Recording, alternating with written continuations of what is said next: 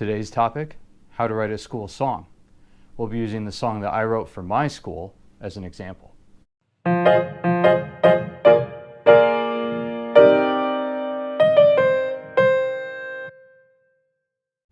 Before we dive in, be sure to like and subscribe. Alright, so there are about a million different angles with which you can attack a compositional idea, but I decided to start with the title and the lyrics. And so for my title, since you obviously want some amount of school spirit put into it, I went with the blue and gold because those are our school colors. Now for the lyrics, and of course that is going to depend heavily on what grade levels you're teaching. At the time that I wrote my school song, I was teaching grades kindergarten through 4, general music, so that guided me heavily. Here's the lyrics I came up with. Verse 1. When I think of my favorite place, there's no other, no debate. When I think of the good and bad, there's no place I'd rather have. And I had to teach the word debate because the average elementary kid wasn't going to know it, but it's not too hard to pronounce or understand, so that was totally okay. And now for the chorus. DCA, chargers charging. DCA, students learning. DCA, the best place to learn and play. And of course, these words have special meaning. DCA is the name of the school, and the Chargers are our mascot, so that's where that comes from. And now for the second verse. When I think of my childhood, Chargers learning, all things good. When I'm grown and I'm far away, I'll come back to DCA.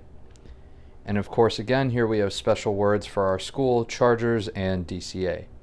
The next thing is the rhythm, which you'll draw naturally from your lyrics. In my case, I had a 4/4 time signature, with this as the bass rhythm for the verse. When I think of my favorite place, there's no other, no debate. And for the chorus, I had a different rhythm.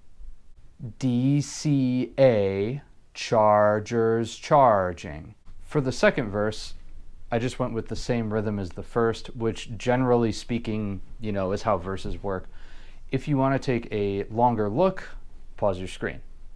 Now the next step is to put a melody with that rhythm.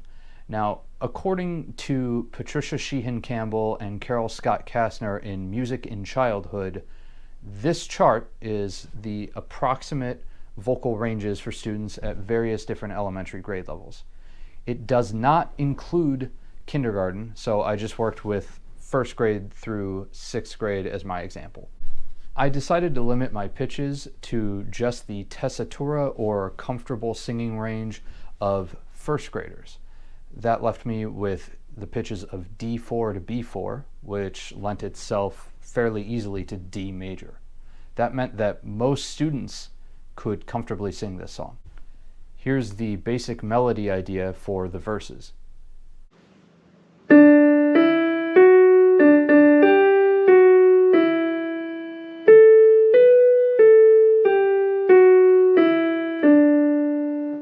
And this was the basic melody idea for the chorus.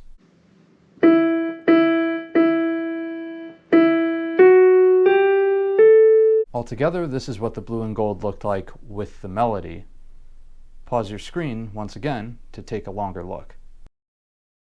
And finally, I had to harmonize this thing, so I landed on just 3 chords, as simplicity is usually best, especially with elementary music.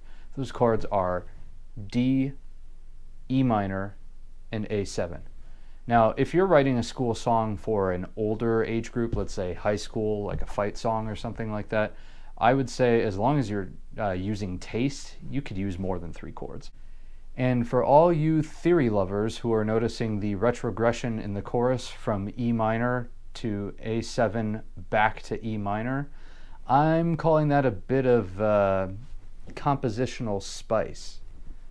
One last time, if you want to take a longer look, pause your screen.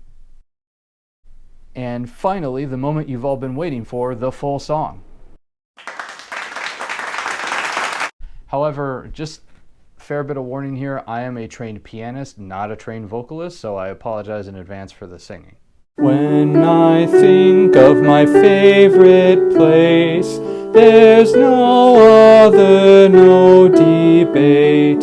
When I think of the good and bad, there's no place I'd rather have.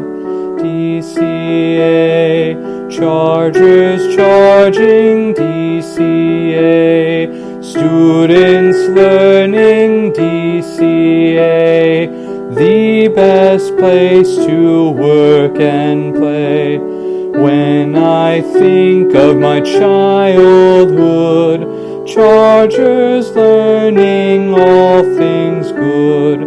When I'm grown and I'm far away, I'll come back to DCA. There you have it, a start-to-finish guide on how to write a school song. If you enjoyed the video, please consider sharing with a friend or a colleague. And if you have anything to add, please leave that down in the comments below. Until next time.